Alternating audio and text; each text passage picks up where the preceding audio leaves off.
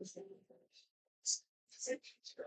back to What She Said Sports. Okay, I'm gonna just wait till y'all join because uh yeah, something just happened in the WNBA. So we gotta talk about this. This is interesting. I'm not sure how I get to another game, but I don't know what just happened. Uh-oh. Mm-mm.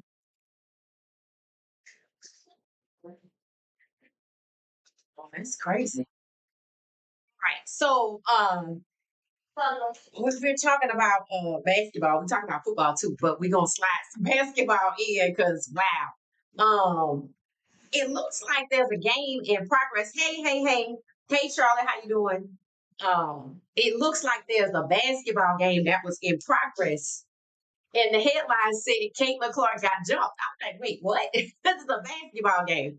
So it looks like the Indiana Fever were playing the Connecticut Sun, and in my opinion, Caitlin got a little handsy, and the Connecticut Sun players did not like that. And Caitlin pushed Jacy Sheldon and Marina maybe remember Marina used to play for Chicago, came to Jacy Sheldon's defense. Now, the commentator said that JC and Caitlin been at it for years. All I'm gonna say is if that was Angel Reese, this would be like Bedlam right now. Because remember, a fan got even kicked out of the game after Chicago played Indiana. So it looks like they were trying to eject somebody from the game. Just go ahead and say it. Caitlin Clark is something else. And she a little handsy and she like to push people and elbow people, but she don't want to get no calls for it. And to me, that's why when she pushed JC Sheldon, when Caitlin pushed JC, that's why Marina and the rest of the Connecticut Suns came to her defense because Caitlin, she gets away with this too much, right? And see, you can't do that to everybody and then want to cry and grab your eye after you push somebody and you gonna get in trouble, right? And then she makes it look like, and she grabs her eye and then she pushes JC. The next thing you know, Caitlin on the floor. I'm like, come on now, Caitlin. They gonna start calling you Karen. You gotta stop that now. But that's what she does though. And the crazy part is, people talk about when she and Angel Reese play and the flagrant foul on Angel Reese and with Caitlin, and now it's JC Sheldon in the entire Connecticut Suns bench. And Caitlin is on the floor and holding her eye with all the dramatics, but she's the one that started it. And we sitting here watching it. I'm like, she elbowing the girl with the braids, she pushing JC, and then the next thing you know, instead of them calling and foul on her, she grabbed her eye and falling on the ground. This is crazy. This is crazy. So now they're trying to see who they're gonna eject from the game. Hey y'all, how you doing? How you doing? How you doing? So we were just talking about who was that? Miss Pamela said Caitlin is acting like Larry Bird. Yes. If you tap Caitlin, you get the foul. But we're supposed to be jealous of her and flopping. No. See, she started this. And I just said it. If this was a game against the Chicago Sky, just like the last game they had, they was like, Angel Reese doesn't like her. Who was that? The guy that used to play football, Robert Griffin III. Like, how is it that Caitlin Clark has a flagrant foul on Angel Reese and you saying Angel Reese don't like Caitlin? See, here's the problem. Caitlin does this. This is not new for her. That's why the entire Connecticut Suns came to JC Sheldon's defense. But the theatrics put on by Caitlin after she done elbowed the girl with the braids and she pushed JC Sheldon, then she holding her eye, then she on the ground.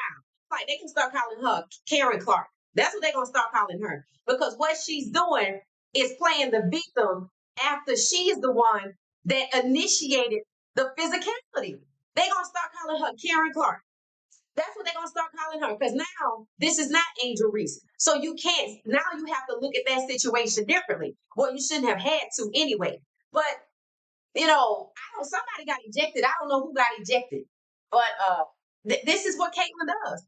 This is how she makes her way by pushing off, being handsy and physical, and she does not want to get the foul at all. And it's crazy to me that she gets away with this. But see, the difference is all these women that we talk about are white, right? So It's not like, Caitlyn fans can come out the woodworks and start yelling something about Angel Reese. Angel Reese is not even playing here tonight. This is Connecticut. Jacy Sheldon is white. Marina Maber is white. And you see the same thing because that's what Caitlyn does. And she's sitting on the bench and she's pouting. She should be ejected from the game. And it's just crazy to me because why does she have to, play like that? In order, if she's good, she doesn't need all of that. She definitely don't need playing the victim like she a Karen, and she definitely don't need to be theatrical when we clearly have camera footage that shows she started it. So let's see if she get away with this. So, it looked like somebody was kicked out the game. I still see JC Sheldon though. And I know the game gets physical, but see, everybody don't get away with elbowing this girl and then turning around and pushing the other girl just so you can get your shot. If you got to push to get your shot, you're not very good. So, 71, 73, 61 Connecticut, that's the highlights. And I do not see Caitlin Clark, but I doubt they threw her out the game. They might have just benched her, I guess. Anyway, let me see what y'all say. It said RG3. Yeah, definitely that. 400. Definitely. Asia Wilson is the GOAT. She is good. I haven't seen her this season. Slowly but surely starting to get back into it a little bit. Yep, she's still in the game. She's still in the game. And she's still doing her pushing out. She, so they set her down for a second. She comes back in the game in the fourth quarter with 6 minutes left. And then she go pushing off on somebody so she could get her shot. I'm telling you, if you have to do all of that to get to the basket, then that's your weakness. Your mid-range shot is your weakness. She don't have to do all that to get her three. So why she got to do all that to get a mid-range shot? Because that's her weakness.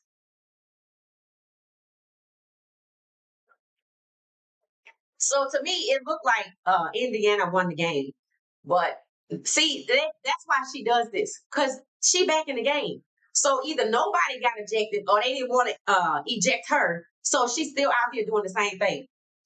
And that's why the whole bench gets up when one of their players gets attacked by her. Because why? They know she gonna get away with it. They know she gonna get away with it. Connecticut don't look like they scored in 10 minutes. I don't know what's going on. But um the complexion for the protection, I'm gonna go with that, Gracie. I'm gonna go with that. But they should have protected JC Sheldon from her. Yeah, I don't know how you could say she's a good player. She just made good threes. That's it. And I don't even know who's on their team this year. I know they had Erica Mitchell last year, and she actually was the best point guard on the team. The best point guard in the league, hell, wasn't even Caitlin. I think it was Enrique Obanovale. Her brother played for the Texans. Yep, she back in the game. So they just let her get away with it. And I don't know why. She's not the only white woman in the league. You got Haley Van Lith, you got Paige Buckers, who people actually like. Um, so I know what this is about. And this is why I don't really get into it like that, because they just let her do whatever. And I don't know why. It just don't make any sense. And I said it last year. She's not the first white woman to play basketball. So what is it about her that people who spew nothing but vitriol um surround themselves with her or want to attack other people, namely Angel Reese, for her? Are they going to attack JC Sheldon? No. And maybe that's the answer. 76, 63. Yeah. I don't know who won the game. I don't know. But it's crazy because, I really enjoyed last season until it just got to be too much. It just got to be too much. And it seemed like this season is already off to the same start. People out here just dragging Angel Reese for no reason, right? There are other players in the league besides Angel and Caitlin, right? And I don't understand the fixation on Angel. And last year they tried to say, Angel Reese fan base this. I like her fan base was not rude to Caitlin at all. Like her fan base spent a lot of time fighting the trolls from Caitlin Clark's fan base, right? And if you ask me, the WNBA could do something about that. That's why I stopped watching it, because they didn't ever put up any type of message that said they have a zero tolerance for racism, bias, and Angel Reese being attacked by somebody else's fan base. They seem to think it was a good marketing strategy to get people that they desired to watch the game. And I don't think racism is ever a marketing strategy.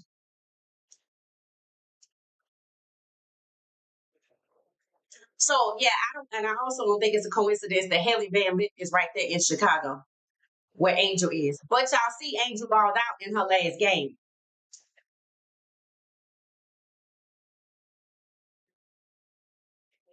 I can't wait for football. Yes, it is. I barely watch it. Barely watch it. All right, so really, we was gonna be talking about football, and that happened while I was getting ready, so I just put it on the thumbnail. But I'm glad to know y'all watch the WNBA. So okay, um, so here's the talk, right? Uh, the question is Cleveland going to keep all four of their quarterbacks? Five. Yes. Yes, they are. In an effort to not name a starter, they just gonna repeat 2023. And when you hear like ESPN say if Shedeur can get enough reps, see that already mean they had a conversation.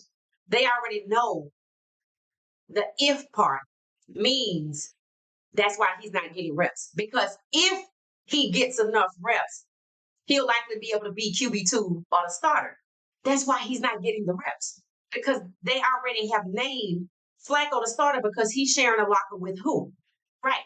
So it's not a competition. Everybody did get reps like they said, and they didn't cut anybody. Now, who in the comments believe that if Shedeur were truly bad, that he would have been cut? Let me know in the comments what y'all think. Hey, good evening, Kiel. Hey, Tina.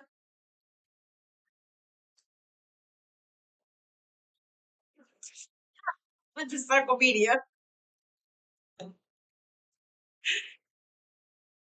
So yeah, it's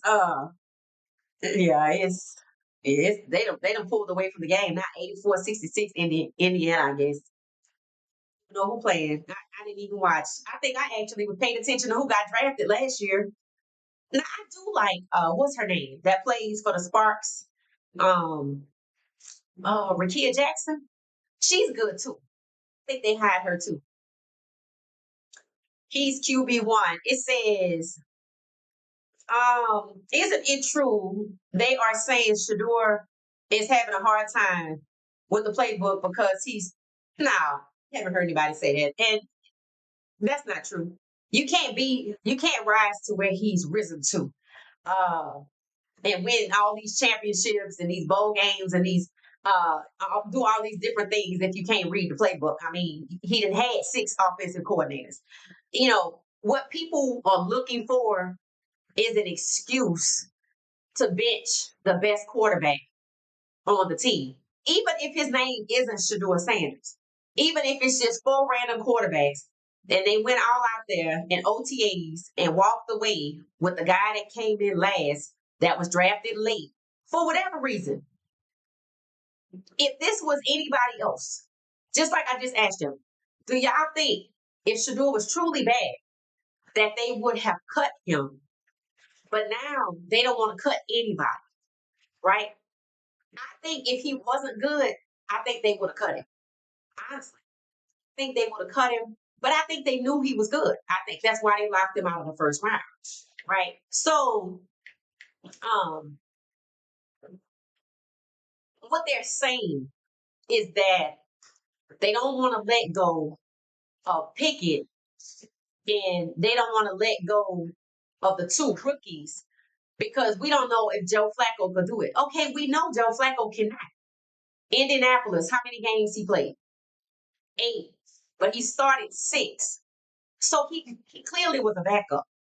2023, he didn't even, Deshaun Watson played the most games in 6. Now, see, let me tell you what they did in 2023. They all played a few games with Deshaun playing the most. And with them evenly splitting up the roster amongst 5 QBs, technically no one was the starter. But when they got to the wild card game against the Texans, that's when they started Flacco. But they lost that game. Um, so they already been down this road. See, wasn't paying attention to this in 2023. And if I was, I would have realized what I realized after I watched the 2023 season. Wait a minute. You had Deshaun Watson, who's your starter, and two other black QBs rotate 7 games and hand over a winning record to Flacco, who was on the practice squad. Do you know how uncommon that is? And the last time 5 players started in one game, or I'm sorry, in one season, one season was like 1987. Because what you want at the quarterback position is a named starter and stability, right? To get in your rhythm. So if you keep moving people in and out and they together amass a winning record, what made you give it to the guy on your practice squad? Because that's what you wanted to do. They've already been down this road. That's probably why they have Flacco anyway. Uh, so to me, they know Flacco can't go a full season, or he hasn't. So in order for Flacco to make it a whole season, you know what they're gonna have to do? They're gonna have to have a run game. All he gonna do, the ball gonna be snapped, and he gonna pass it to running back to the left or the one to the right. That's the only way you're gonna keep the defense off of him. If he's supposed to have time to throw, set his feet and throw in the pocket, he gonna get cremated out there. He already took a bad hit, right? So he really just a part time. If you just being honest, he's really a part time. But what people are having trouble with is why, if Shedeur is the best quarterback, why is it even a question if he's QB1 or not? Because he is the best quarterback. We can all agree with that. So that's where you hear the nitpicking and again trying to assassinate this man's character. Where have you heard that before? In the draft. And what the NFL doesn't want to say out loud, that it already said out loud before the combine, the NFL does not want quarterbacks like Shedeur Sanders now, 16, 17, and 18. Nobody's going to ever admit to that because that's a violation of his civil rights to discriminate against him and anybody else, right? So that's really what it is. I just hate to tell you, but that's all it is. They just don't want Shedeur to emerge as number 17 as QB1. So in order for me, if I locked him out of the first round, I'm clearly not going to let him be QB1. And if I took him off the board, he ain't going to be QB2 or QB3. He going to be QB4 where he is. And I'm going to let him probably take a few snaps, but never enough till he becomes the starter. And it's not about if he balls out or if he gets enough reps. He didn't get enough reps because they're sending you a message. Just like Flacco sharing a locker with Jerry Jeudy. And Flacco is third on the depth chart. That's the message. Flacco's the starter. Pickett gonna be right there to play 2 or 3 games. Dylan gonna be right there to play 2 or 3 games. And Shedeur is gonna rotate probably 4 games with Flacco and Pickett. I'm just gonna be honest. And then they're gonna trade after the season. They're gonna play this 4th string game, 5th round pick for an entire season, and then he gonna get traded. He gonna get put on waivers, just like when they sent out his phone number to 2,000 people with a waiver wire attached. And he gonna end up either on another team or he gonna end up out the league. PJ Walker, the guy I was talking about in 2023, PJ Walker is in Canada. He won 2 games in a row, and they still let somebody play what should have been his 3rd game because they didn't want him to emerge as the starter. DTR is the one they let float when Flacco played. DTR took some snaps, but they never allowed him any stability to develop, and he truly was a 5th round pick. I don't know if he's 5th round talent, but if you say somebody's a 5th round pick, when you go up to play Baltimore, is that who you should start the game? Your developmental QB? To me, they set him up. They set all 3 of them up. You know, they gave Deshaun just enough. And he does have a winning record as a starter. And they still named Flacco the person that go into the playoffs. They gave that to him. He was on the practice squad. The last time that happened, they did that to Terrell Pryor. Terrell Pryor was a starter, and they gave an undrafted free agent quarterback his starting job. This is not new for the NFL. They already know what to do, and Cleveland just did it in 2023. So what I'm saying is people are having a hard time understanding what's going on. It's the same thing in the draft. They are playing keep away with the QB1 position for Shedeur Sanders. Is it right? Hell no. Is it illegal? Yes. Are they going to ever admit it? No. And when they do this, understand they are going to have people climbing all over them, but they don't care. See, that's what people can't wrap their minds around. So y'all just want to lose? They don't care. As long as Shedeur does not get the QB1, they don't care. You don't think they know Shedeur can win? Of course they do. He was a first round draft pick by them, by the NFL itself. Then they went in on it. So I don't care what they say about it because I know that there's nothing Shedeur could do to get drafted in the first round. There was nothing he did to be pushed down. He was just number 17, and they're not about to let him be number 17 because Cam is supposed to be number 16 in his career because he's supposed to be the starter. And they even have him competing. So that's why I asked you guys, do you think if Shedeur really wasn't good, if they wouldn't cut him? I think they would have cut him. I think they was trying to cut him. I think they were going to say, well, we looked at everybody and we happy with Pickett, we happy with Dylan, and we happy with Flacco. And they was going to cut Shedeur. But see, Shedeur ended up being the best. Now, there are some people that think this is all a game. And when they get to the beginning of the season, they're going to look at they're going to say they looked at everybody and Shedeur's our starter. I do not see that happen. They went through too much to knock him down to where he landed. And he was supposed to go all the way out to undrafted free agent or Mr. Irrelevant. Way, way out the draft. He was probably going to be a 7th-round pick or undrafted free agent. I'm not kidding. And if I went through all the trouble, think about how many people are involved with this.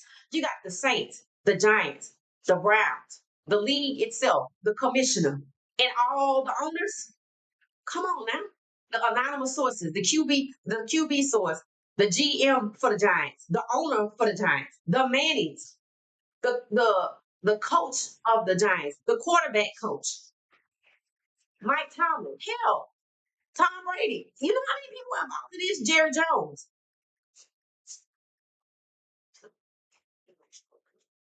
It wouldn't even surprise me. Either he gonna be Geno Smith, or when they put him on waivers, 32 teams not gonna need a quarterback because they've done that before too. And they know who that is. They know what it looks like. They do not care. When people start to realize that they don't give a damn, then they'll stop being confused. They know he could get to the Super Bowl. They don't want him to. And today, I saw Lamar Jackson. They asked him about Andrews. He calls him Mandrews. That's my man, Andrews. Mandrews. And he talking about, it bothers me to hear people saying this about him and that about him. I'm like, that's why they have colluded against you 3 times. 2 on the record, and they robbed you of your 3rd MVP, and they're not going to ever let you win the goddamn Super Bowl until you growl. Because Andrews probably don't even feel like that about you. Because if he did, he would have just went sit down somewhere. He clearly was messing up the entire game. So it's as if Lamar is giving us the impression that he thinks it was an accident. There are a lot of people who do not believe that was an accident at all. Because for one, they brought in people for Lamar to throw to. But at the critical moments, they didn't go to those people. They went to Mandrews. There's people that don't want to believe that there's O-linemen that take a dive. They don't want to believe that somebody like Andrews, who really isn't the guy, who been messing up the whole game. You don't think the coaches should have took him out? If the game mattered to the coaches, they would have taken him out. In fact, they did take him out. put number 16 in. And number 16 complete the pass, and they took him out and put Andrew back in, and you know the rest of the story. They wanted it to go to him. Why? Winning the game didn't matter. Because if Lamar Jackson hasn't figured out, they don't look like they want to win the Super Bowl with him at quarterback. They might want to with somebody else, not with him. And he's probably confused because why?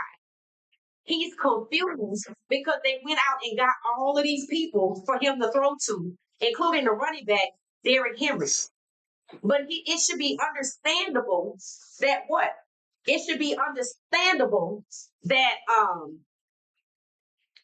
if they wanted to win, they would have used the people they went out and got, right? So, but that's why they included against him so many times.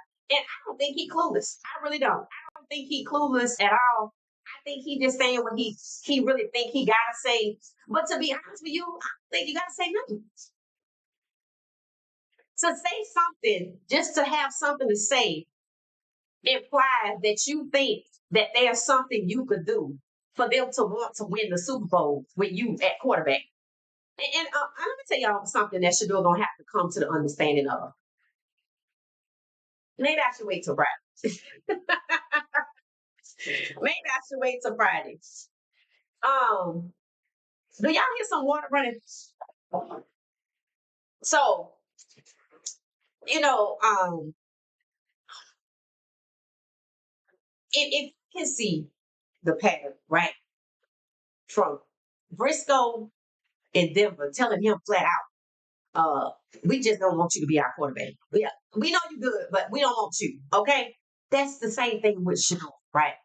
And then if we can see Gilliam win the job outright, right? And then have a winning record, and then they give it to Terry Bradshaw. That's just the Cleveland Browns, right? Shedeur Sanders has won outright already. He is already identified as the best QB in Cleveland, right? And then in 2023, they had three quarterbacks to put together a winning record, and then they turned it over to who? Flacco. And then in the last game, instead of letting one of the three play, they went to a totally different quarterback that didn't play all season, right? So that's kind of like the Andrew situation. Got these other three quarterbacks that amassed a winning record, but I don't give them the glory to try to get it in the end. I keep giving it to people that I prefer. See, this is already played out. Just go and say it. This is what Shedeur is going to have to say to himself. Okay? What makes me different from Lamar Jackson? What makes me different from Terrell Parker? What makes me different from Gilliam? What makes me different from Briscoe? He's going to have to sit down and know his Black NFL quarterback history. And when he sees the pattern, that exactly what he just went through is what they already went through before him. Now he's going to have, not his problem, he's going to have to say to himself, what makes me different from Lamar Jackson? What makes Shedeur different from Lamar Jackson? What is there about Shedeur that they would take him based on his talent and shun the Heisman winner, Lamar Jackson, and not take on his dual threat talent? Answer that question for me. What is it? Let me see what y'all saying.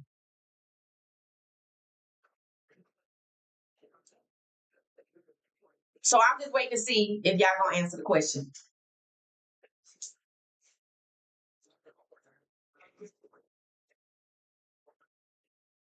And honestly, he has to ask himself that question. Because if he doesn't ask himself that question, he's going to think that there's something he can do, like Lamar Jackson. He's going to think, Shadeur's going to think, there's something I can do. All he can do is wait to see what God want to do. Because that's why he in the league. Let's just be real. He wasn't gonna even be in the league. He was gonna be an undrafted free agent. And God clearly like, he don't deserve that. Nah, right? And honestly, the door can open for him to walk right out, and he gonna do it, and it's gonna hurt it. But it would hurt less if he sits down and he asks himself, what makes me different than Lamar Jackson? We both talented. He won the Heisman. They snubbed him at number 32.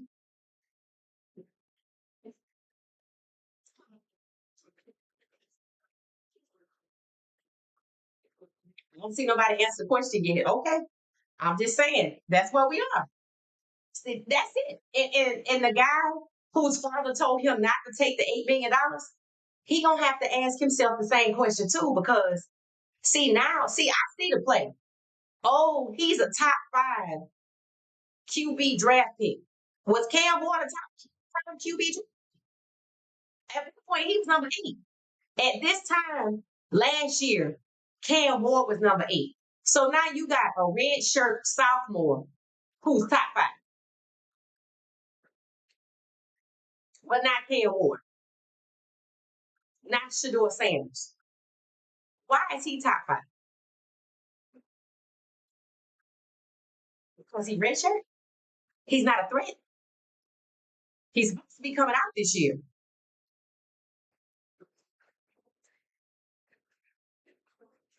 Is he the only one they gonna let come out in the top 5?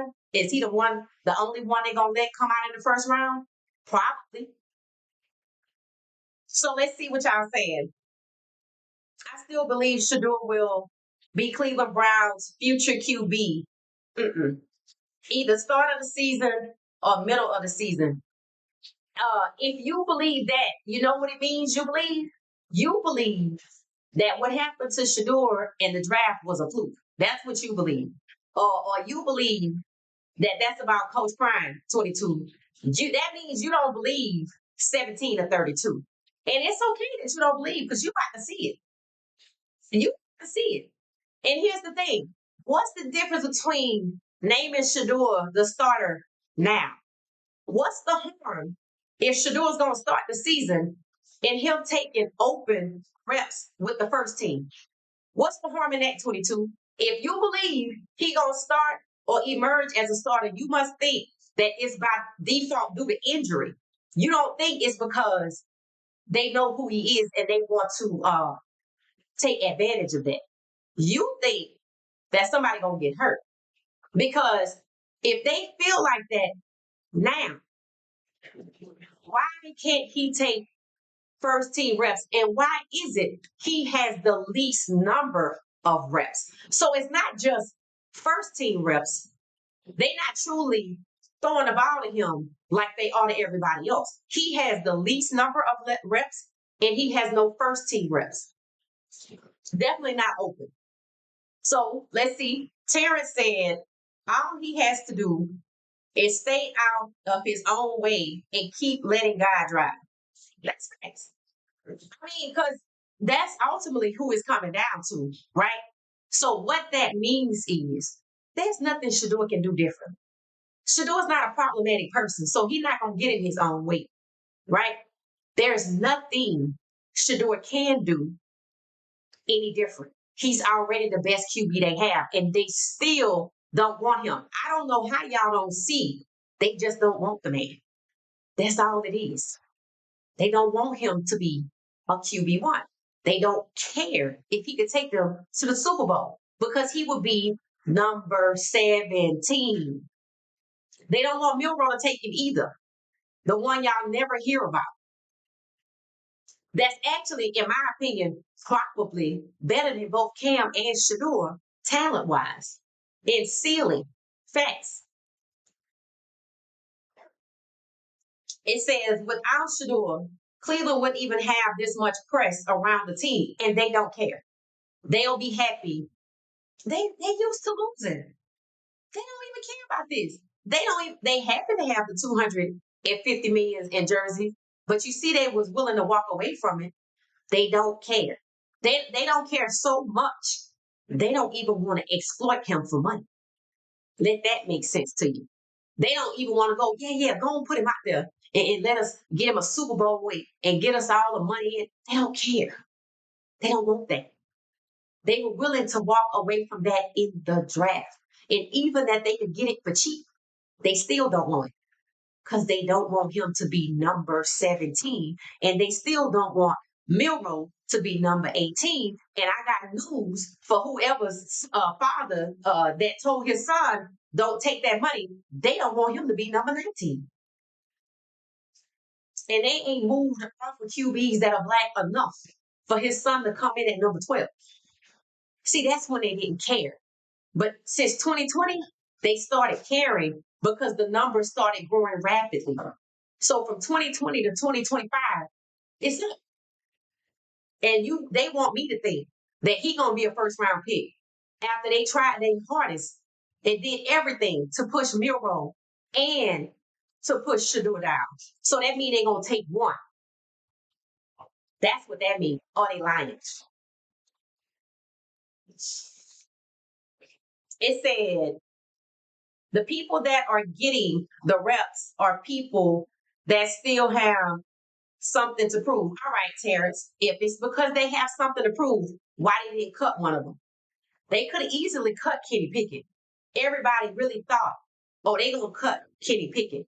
And since they know Shedeur is solid, they can cut Kenny Pickett. Because Shedeur can play a whole season. Flacco is actually a backup. He's a part-time QB. And then there's Dylan. Remember when you drafted him, you was like, he could just hand the ball off? If push comes to shove, he still can. The fact that they haven't let Kenny Pickett go and they know he can't do nothing for them, explain it. Explain it.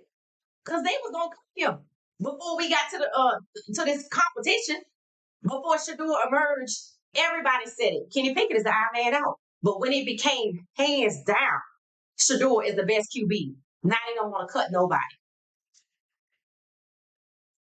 The only reason they don't want to cut Kenny Pickett is because Shedeur gonna get closer to QB1. That means Shedeur's gonna go from 3-4 to 3. And let's be real. He's better than Dylan, so that makes him 2. And I just told you Joe Flacco's a part-time QB. There's QB1. You see? That's why they got Kenny Pickett. To block Shedeur, just like Dylan did in the Heisman race. Cleveland don't care about the press. They don't care about the money. You see, they got their primetime TV set up with the old standbys. Kansas City, Dallas, and now Buffalo Bills, because they're going to talk about Josh Allen rather than Lamar Jackson, because that's what they want to do. That's who they paid $330 million to. So if it's really about the people that need the reps, you only do that. Let's be real. You only do that when you have them auditioning for another team. It was already said Indianapolis needs a quarterback. Joe Flacco just came from there. He could have went right back and played right behind Daniel Jones. But since they want to keep Flacco, why you don't say Kenny Pickett? They said he played 3 good games behind Jalen Hurts when Jalen was out. Why they don't send him? Why they don't send Dylan? They weren't gonna start him no way, so put him behind Daniel Jones. Listening? Because then Shedeur gonna be closer to the pen. I think Flacco will start and fail like Cousins in Atlanta because Shedeur is winning the city and players are speaking out. They don't care what they think. They don't care what they think. You don't think they knew Flacco, but Shedeur is better than Flacco? They know exactly who Flacco is and what he is not. That's why Kenny Pickett is right there. They will still make money even if they lose. Right? They do not care. See, people are having a hard time understanding. They do not care. They were willing. Why do you think Trump called them stupid? Because of all the money they could make with Shedeur. And what was the first thing that happened? He's number 1 in jersey sales, which proves Trump was right about this. About they stupid for walking away from money like that. That's why he said they were stupid. They were willing to let bias get in the way of billions.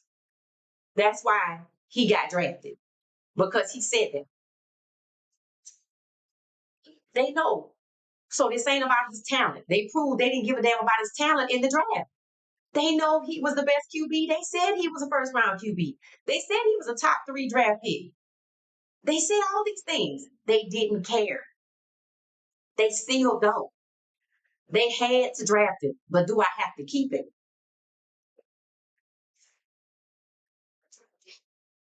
Still will end up in Miami. Why you think that? They got Quinn Ewers down there. Why you think that, Terrence? So yeah, if you think Shedeur can emerge to QB1, then you know one, somebody getting traded, and you believe two, that somebody gonna get hurt. Cause I don't see nothing. I don't see nothing that says they gonna flip and change their mind. Cause why you not give if he had the same opportunities, they are holding him back. If he had the same opportunities, I would be like, you know what? Let's just not say nothing right now. But we've already seen what he could do. See, what they gonna say is, yeah, we didn't see him enough. He didn't get enough reps for us to put him out there with the ones. You know what they gonna do? Because why? Look how hard they worked in the draft. What did people say about the draft? That was extreme. That was the first time that had happened because of what's at stake. It's still at stake. We have to get through to this season and see, do they send Justin Fields home next year? Do they retire Geno Smith? See, they have to get rid of about 5 black quarterbacks to feel comfortable with next year's draft and only taking one so nobody thinks they racist, which is exactly what they did with Cam.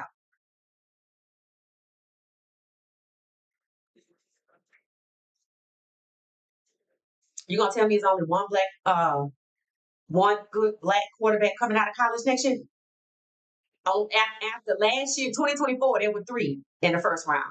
2025, there was supposed to be 3 in the first round, or at least 2 in the first round and 1 in the second, right? And then you try to tell me next year is nobody but this one guy who daddy don't want to take the money. And he a red shirt sophomore. Okay.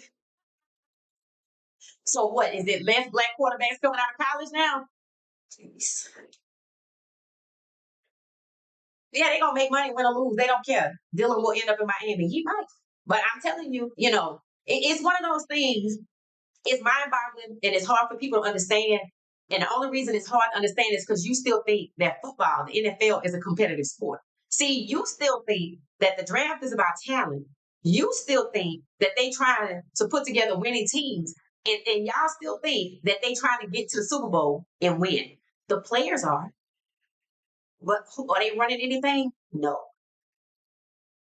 The Super Bowl winner, it doesn't even have the most primetime games. They not even tied for third or second for the most primetime games. So the Super Bowl don't mean a damn thing. That's just something to make money off of. And they make money when the halftime show people decide who's gonna be the halftime show. They gotta pay for that. The NFL don't pay for that. If Beyonce was a halftime show, she paid for it. Kendrick Lamar paid for it. Usher paid for it. That's why they immediately go on tour afterwards. Shedeur has to ask himself, what makes me different from Lamar Jackson, Joe Gilliam, Terrell Pryor, Briscoe?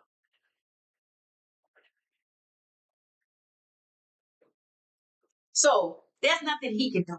He just got to wait on God. And he got to see what God want to do. Is God going to kick another door in? He could. God could be like, yep, I want you to be right here. Because what happens with Shedeur in Cleveland? Conversations happen. The truth comes out, right? If he wasn't drafted, we would have just talked about it and moved on. But he's still in the league, so we're talking about it. And now that he's in Cleveland, we're talking about the truth of they were supposed to draft him anyway.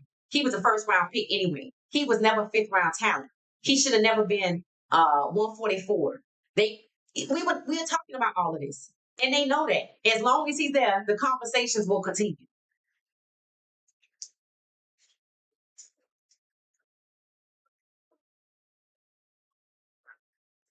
You're onto something with this 17 to 32. That's all it is. That's the only reason Cam Ward is number one on the depth chart. But they're like, yeah, we don't know. We don't know. How you don't know? Caleb Williams was automatic. So that tells you that Coach Prime was right. They're switching up. And it wasn't just about Shedeur. It's about Shedeur in the draft, Milrow in the draft, and Cam after the draft. I said he gonna get you pre-draft, during the draft, post-draft in your career. It's happening because that's what it's about. This year was the only year they didn't even talk about the historical implication of the top three quarterbacks making it the majority. They have talked about it every year since 2020. They didn't even talk about it in this draft because they didn't want to call attention to it. And when Shedeur said he wanted to change the culture, they were like, I'll be damned, because that's the very thing that they are fighting. They want to remain exactly like they are. With people like Mary Catherine with her microaggressions, with her negative reporting, with the media pouncing and disparaging the black draft picks at the top, not the white ones. They want to keep that. They want to keep it like it is. They want to keep it to where the executives, y'all sit in green rooms, they want to keep that. They want, if they got black people, you just over there to the side or the one in there telling him what to do. They want to keep that. But they want to keep nothing more than the majority of the starters white.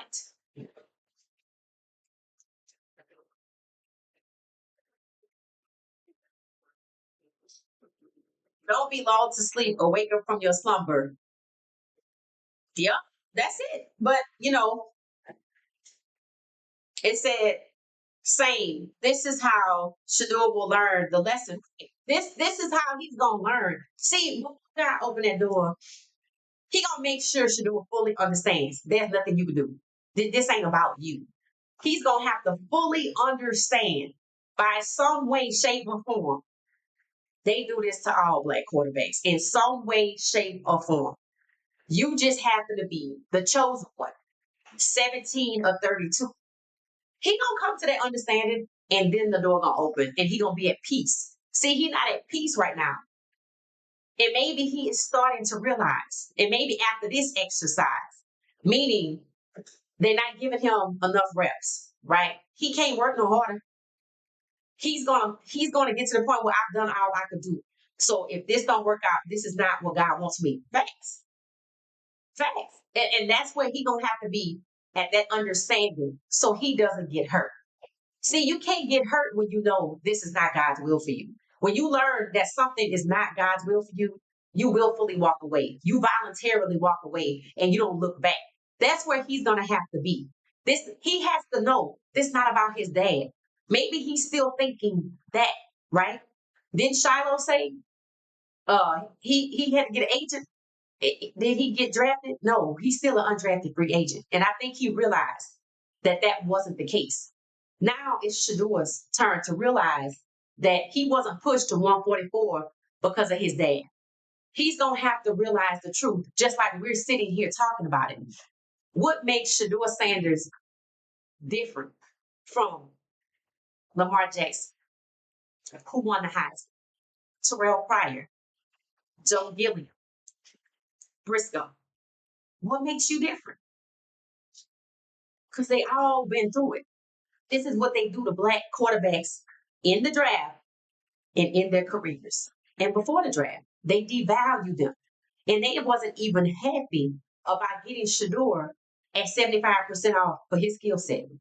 And they knew they was lying about him being a retro pocket pass or some bullshit. They knew that was a lie. Because remember, they pre-draft extensively. But even Cleveland was willing to lie. They haven't changed. He has to sit down and come to an understanding when God, on God's timing, perfect timing, that the NFL is not black quarterback friendly. especially when you start. And now that we want away, because with Cam, we are one away, right? Like I said, they can bench Shedeur all they want. Milrow can be number 17, but they over there trying to hold him back too. And see, those are the things that he needs to see so he can know this is not about his father. Hell, Coach Prime first got to come to understanding, sir, this is not about you. I mean, I get it. No, right? He got to be honest about what it's about first. He got to stop saying, they trying to get at me. No, they not. No, they not. They might be trying to take the program, but when it comes to your son being locked out the first round, that has absolutely nothing to do with you. That's to make sure he's not QB1. Just like in Philadelphia, they told Mike Tomlin is advised to take Shedeur Sanders, draft him at QB2. Notice locked out of the first round. If you go to Pittsburgh, you got to be QB2. This is about playing keep away with QB1. And they not cutting nobody because Shedeur gonna get right there. And he still get there. I mean, it's gonna be a God thing. It ain't gonna be nothing that they doing. It's gonna be despite their foolishness. Without that to happen either. Because he doesn't deserve to be mistreated anymore. He doesn't deserve to suffer, these fools. He doesn't. Shame it is. This is how it is. Shedeur will learn his lesson. Yeah. And maybe it'll inspire him to start a league. He might, because I think somebody said he and Cam were talking about it. And to be honest with you, hopefully they'd have been texting about it because they both being mistreated. Cam should not be competing, and Shedeur should not be fourth string. That ought to tell you what this is about just with the two of them. But you need Milrow in there too to see they doing the same thing to him. They trying to hold all three of them back.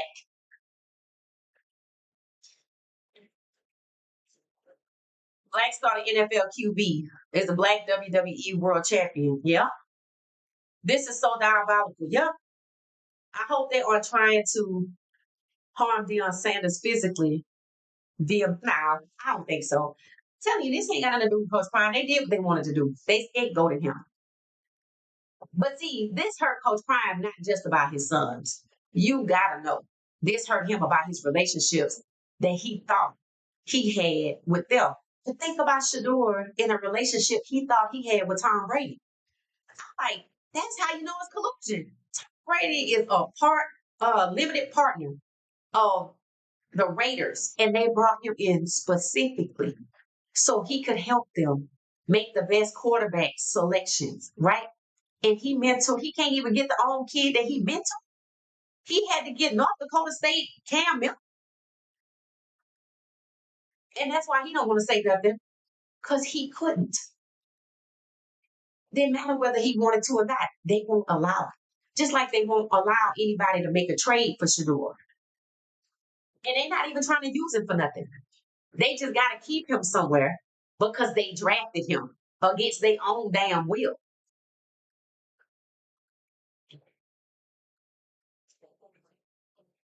It is diabolical. They ain't trying to hurt Coach Brown. They ain't even worried about it. They think they know they crushed him enough.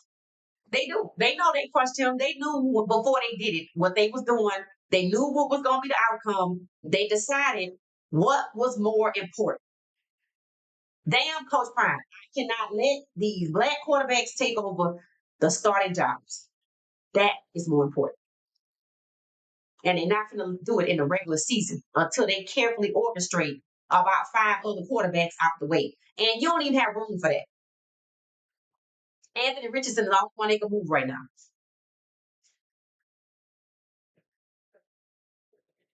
He might not ever get his starting job back. With Anthony Richardson out the way, they back to 15. Cam was 16. That was with Anthony Richardson. Take Anthony Richardson out the way and put Daniel Jones out. They back to the 2024 numbers. So who else? Who next? Who finna be moved out the way? And see, they done stacked all these black quarterbacks so that when one black quarterback go down, it's another black quarterback. Well, watch when they start replacing the twos. When they start replacing the one they stacking, then you're gonna realize, okay, so now when a black quarterback get hurt, a white one emerges.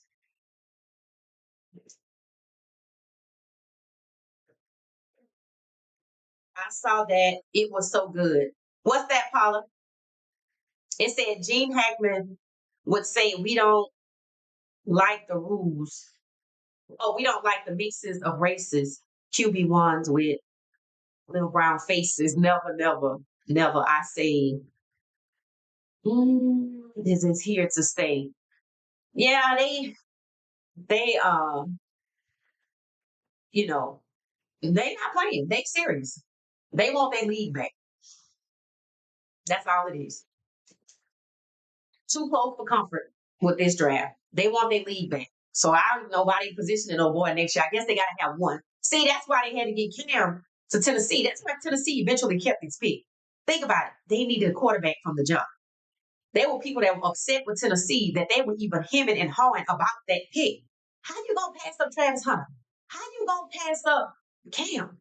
They didn't want Cam because they didn't want to part ways with Will Levis. So why you didn't get Travis? Sure, they had their reasons. They didn't want Abdul Carter either. All of them got something in common.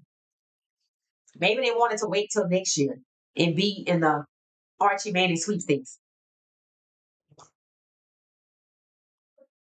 You saw Mississippi burning? No. I heard about it. I don't think I saw it though. Yeah. So, I think everything right now is just lip service. It's all just lip service. Nobody was supposed to draft Shedeur. Cleveland was forced into drafting Shedeur. You could see they wasn't happy about it. They don't want him to start. They just holding him until a particular time. I personally think the end of the season, unless they can cut people before then.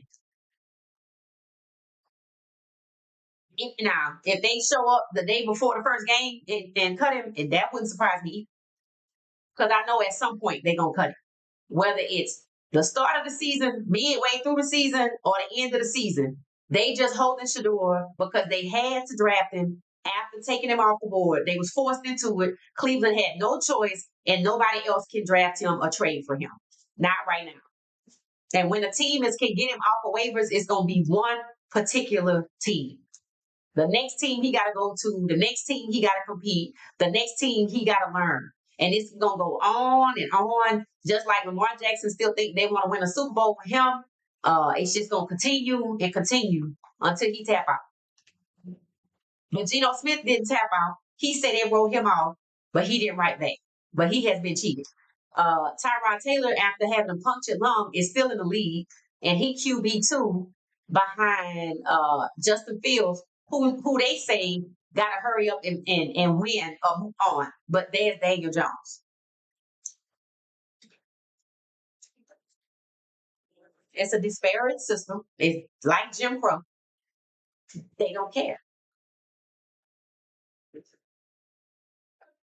They don't care. So, that's what it is, guys. So we're about 58 minutes in. We're going to get out of here. 30 of us, hit the like button for me, please. I guess we'll just say, loosely pay attention to what's going on, with the WNBA. You see about Angel's next game since she balled out and see what's really going on with Chicago. I know y'all said they have a new coach and he had a way he wanted them to play. And I wondered if he switched up something, which put Angel Reese in a position for her to get her first career triple double. And I was like, well, he must have changed up something. So I might watch the next game, which it might be tomorrow, and see what's going on. Not watch, but just kind of watch the highlights. Again, I can't get emotionally invested in that because that's the same madness over there that's going on over here. About who they want to be, who they prefer to be the face of the league, which means it's not competitive sports. Do you think Cleveland is going to keep a quarterback when the season starts? Do I think they're going to what? Yeah, they're going to keep all four quarterbacks because in 2023 they rotated 5. So it should be a piece of cake. Yes. Unless the plan is already to cut Shedeur so he don't have time to go nowhere else and learn. That's possible too. But they are very capable of rotating 5 quarterbacks. They just did it. So I could see it. Yeah. Really think, to be honest with you, I know they got a plot because they already had one, and I know they drafted him and they didn't want to, and they just holding him until the time is right. So you don't really know because this is not like it's strategic based on it's not a strategy to win to get to the Super Bowl. It's a strategy to continue to bullshit from the draft. So nobody will know when they want to. Right, you can let it go. We only had to hold it for a few months. Because remember, they didn't want to draft it. They got forced into it. And when you're forced into something, you can just let it go once you smooth everything over. But who knows what the hell they smoothing over? We just know what a damn draft is in 2027 and who announced it in DC. Protection. But you see, that could be up in smoke. So I might need to leave Shedeur where he at for the season, and we'll revisit it and see where things are in the country to see how the protection is making it because it ain't looking too good right now. So we shall see. Um, so yeah, they're very capable of rotating five quarterbacks, so four should be a piece of cake. I already know they're gonna do it. That's what they're doing. Shedeur gonna have the least number of games. He probably not gonna have a whole game to himself outside of a preseason, or if ever. And if he have a game to himself, it's one they think he gonna lose, like Baltimore. They probably should let him play against Cincinnati, but that would be too much like right. So they're not gonna do that. So yeah, it's not a strategy to win. It's a strategy to discard. That's where they are. And things not going too hot with the people that have to protect them. So they probably gonna have to just hold them a little longer. In the meantime, this is where Shedeur learns. This is not about you. This is not about your dad. This is about what it's always been about. Black quarterbacks and taking over the league. And you were the chosen one. And since he's the chosen one, not by them, but God, he might be right there. And we might all be in for a surprise as to how he makes it to the next level, even when he wasn't supposed to get drafted, if you follow, like a miracle, so to speak. All right, we're gonna get out of here. We'll be back tomorrow at 12:30. I'm getting ready to drop a video on this very topic that I have good to go. Um, so the Monkey Wrench in this year's plans for Shedeur. Facts. 100% facts. Contextual. 100%. And now you see he need protection. The monkey wrench need protection. That ain't going too good. So we might need to chill out for a minute and because see that's the problem, right? Because if that goes away, but as long as that's there and it's stable, then I'm good to continue acting out. But if that is in jeopardy, or goes away or dies, whatever, pick one. It don't matter. To be honest, I might be in trouble, and that's the only reason why we know what a 2027 draft is. So, yep, that was it. The monkey wrench. All right, y'all. I'm gonna get out of here. This was real. This was real. Hope I'm not making y'all sad. I just don't want your feelings to be hurt. Nobody's feelings to be hurt because we all had our feelings hurt in the draft. I just want to level set some expectations about the reality here. What I said about what Shedeur got to ask himself is the reality he has to come to at some point. What makes you different than the rest of these guys that had to endure the same thing? Being devalued, being publicly humiliated, being the best and having a starting job snatched from you and given to somebody because they're white. All right. Have a good night. All right, y'all. Have a good night. Have a good night. Like I said, it's a miracle out there somewhere. That's what it's gonna take. So I'm gonna see y'all later. Thanks for watching What She Said Sports. We're gonna sign off for tonight. We shall be back tomorrow. See y'all at lunchtime for the latest hot topics in sports. Maybe we can find out who was ejected from the game with Caitlin Clark and the Connecticut Sun. I'll see y'all later.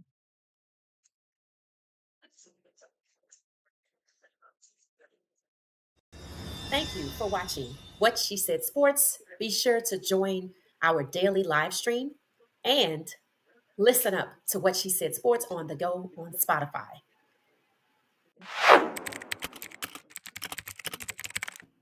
Thank you for watching What She Said Sports.